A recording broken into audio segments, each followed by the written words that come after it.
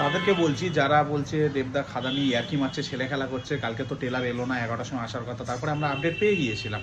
আজকেরও তারা ওয়েট করেছিল 11টার সময়, বা সকাল থেকে এখনও পর্যন্ত এলো না। তখন তারা বলছে যে ইয়ার্কি মারছে, ছেলে খেলা করছে, নানা রকম কথা বলছে।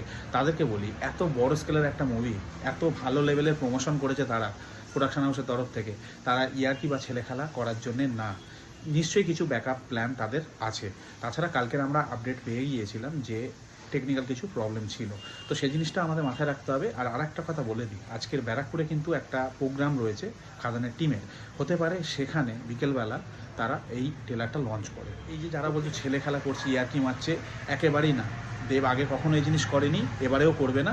টেকনিক্যাল প্রবলেম থাকতে পারে, সেটা আলাদা ব্যাপার। তাছাড়াও আজকের হয়তো এই প্রোগ্রামে এই ট্রেলার লঞ্চ হতে পারে। ট্রেলার অবশ্যই আসবে, যখন আসবে ধামাকা হবে। ওই বজ্রাঘাত পড়ার আগে আকাশটা একটু গুম হয়ে থাকে না, সেই ব্যাপার, আর কিছু না। Don't worry.